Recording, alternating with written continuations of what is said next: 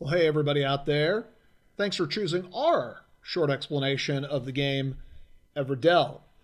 It's Chris here from JMNC Games. Now, this game can seem a little overwhelming at first, but I'm sure that once you get a hold of the basics, you're going to be hooked, just like my family and I. Now, the game is from Starling Games.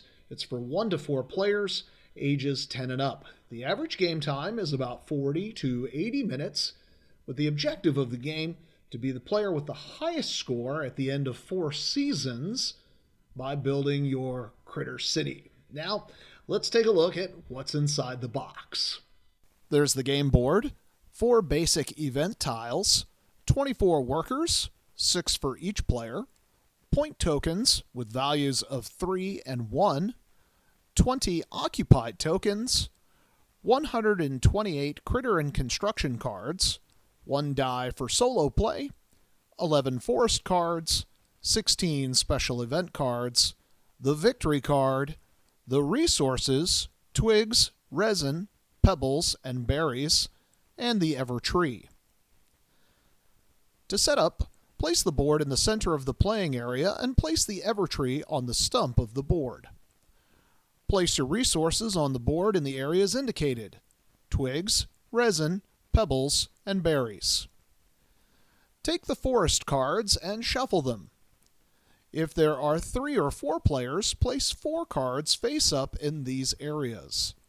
If there are only 2 players, place only 3. Place the remaining cards back in the box. Take the 4 basic event tiles and place them on the board in this area. Place them adjacent to the matching symbol. Shuffle the special event cards. Place 4 cards face up in the lower branches of the ever tree. Place the remaining cards back in the box. Shuffle the main deck of cards. Once shuffled, place 8 cards face up in this area here, called the meadow. Place the rest of the cards face down at the base of the ever tree. Each player chooses their color. They collect 2 workers each. Place the remaining workers on the upper level of the ever tree like this. Choose 1 player to go first. They say the player who is the most humble should go first. Play will continue clockwise around the table.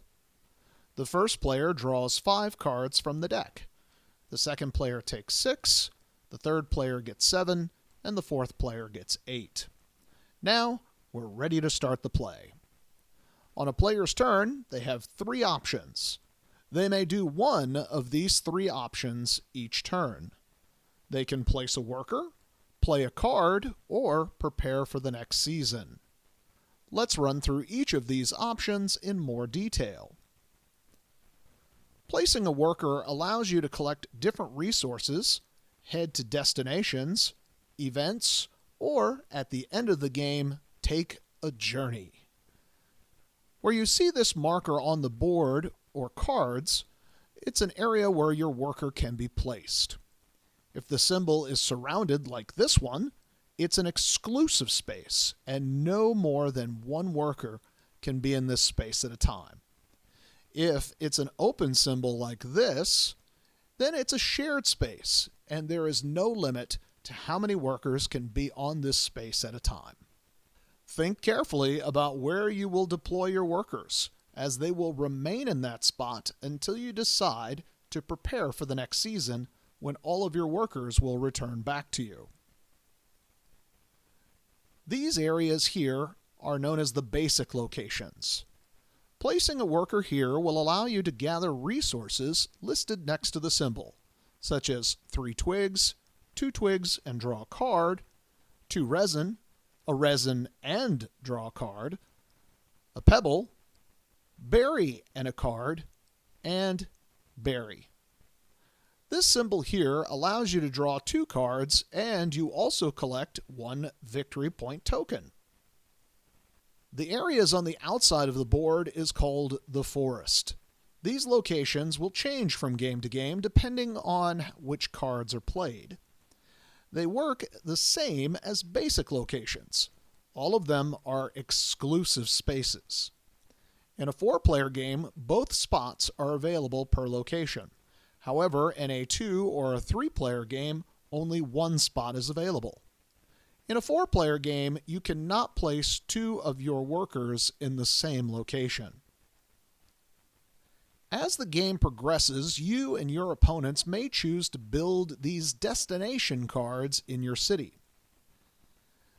They will have the worker symbol on them like this. You can choose to place your worker in these destinations, and you can use the effects of that destination, which are listed on the card. Some of these destinations say open on them. This means that they are open for your opponents to come and use. However, if someone uses an opponent's destination, the player who owns the destination will collect 1 victory point. As you are collecting cards in your hand, you might find that there are some you will not play or want to use. So, there is this area called the Haven. When you place your worker here, you can discard as many cards as you wish. For every 2 cards you discard, you can collect 1 resource of your choice. Discard the cards face down. You should also know that you may not have any more than 8 cards in your hand at a time. If you were to have 7 cards and an action occurred where you were supposed to draw 2 cards, you would only draw 1. If you already had 8 cards, you would draw none. If your action requires you to give cards to an opponent, you cannot give them to someone who already has 8. You must choose another player. If there was no one to give them to, you would discard the cards to give away.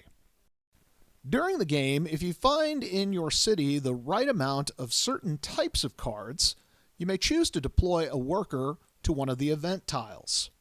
For example, you may have 3 of these types of cards in your city. If you do, you can deploy your worker to this tile. Your worker will remain there until the end of the season. When you are preparing for the next season, you retrieve your worker and you collect the tile to place within your city. The tile will be worth this many victory points at the end of the game. It works very similar to the event cards. Each card will list 2 different things that you need in your city in order to collect the card. Once you have these items in your city, you can deploy your worker to this card. When you prepare for the next season, you can collect your worker and the card. Each card has different effects, which are listed. This area here is called the Journey and is only available in the final season of play. In the final season, a player can choose to discard the amount of cards listed on the points here. And then they place their worker. When you tally the score at the end of the game, you'll be able to add that many points to your final score. But work quickly, as each of these spots are exclusive, with the exception of the 2-point area. So that wraps up placing a worker. Now we will move on to the next option on your turn, and that is playing a card. Cards are either critters, animals, or constructions, buildings. There are common, which means you can have as many of these types of cards in your city as you wish, and there are unique, which means you can only have 1 of that type of card in your city. When you are building your city, you can only have up to 15 cards. When you play a card, it can come from your hand or it can come from the meadow. Simply announce you are playing whichever card. Pay the necessary costs and place that card face up in front of you. Depending on the card, you will also need to take some sort of action which is listed on the card. On a construction card in the top left, you'll see the requirements for payment in order to build this in your city. Here you will see what type of card this is. Next to that, it will list if it is common or unique. Here we'll say the type of effect that the card will have when played or activated. Here is the number of victory points the card is worth at the end of the game if played in your city. And finally, down in the bottom right, lists a critter that you can play for free on another turn if you have this construction built. critter cards are laid out in the same way: cost, type, common or unique, action, number of victory points if played in your city. So let's say, for example, I've played this courthouse in an earlier turn, and now it's in my city. Later, if I have a judge in my hand or there's one in the meadow, I can now play that judge for free without paying any costs. When you do this, though, you must take one of these closed door tokens and place it over the spot on the construction that shows the free critter, as you can only do this once per construction in your city. Also, pay attention to some critters, as they do not take up space in your city. They do not count against your 15 cards, or they share a space together, such as the husband and the wife. If when taking cards from the meadow, once the card is collected, it should be replaced immediately. If there is a situation where a player is allowed to draw multiple cards from the meadow, they should collect both cards and then replace the cards after. If you ever run out of cards in the deck, shuffle the discarded cards and replace. Before we move into our last option, we'll just take a quick look at some of the different types of cards. There are traveler cards. They activate immediately when played, and it never gets activated again. There are production cards. They activate immediately when played, and then again when preparing for certain seasons. Destination cards activate when a worker is placed in the destination. Governance cards give you bonuses after playing certain types of cards and offer different ways to play cards for a discount. And finally, there are the prosperity cards. These will provide bonus victory points at the end of the game based on certain conditions. When you have placed all of your workers and you cannot play a card, or you do not wish to, you can prepare for the next season. When it is your turn and you wish to do this, announce that you are preparing for the next season. Retrieve all of your deployed workers. Imagine that the first round of the game is winter. Now you are moving into spring, indicated here on the Evertree. You collect one bonus worker for the next round. You now activate all of your cards, which are production cards. You can do so in any order. So, for example, here I have a farm and a mine in my city. So I will collect one pebble and one berry. Once you are done with all of that, it is now the next player's turn. At the end of the second round, or moving into summer, you can collect one additional worker. You draw 2 cards from the meadow and place it into your hand. When moving into autumn, you collect 2 additional workers, and you reactivate all green production cards in whichever order you choose. At the end of autumn, when you no longer have any more moves, you say pass, and the game is over for you. All players will move through the seasons at different times, so it is possible that some are in summer while others are in autumn. Once all players have passed in the end, the game is over and it's time to count the final score.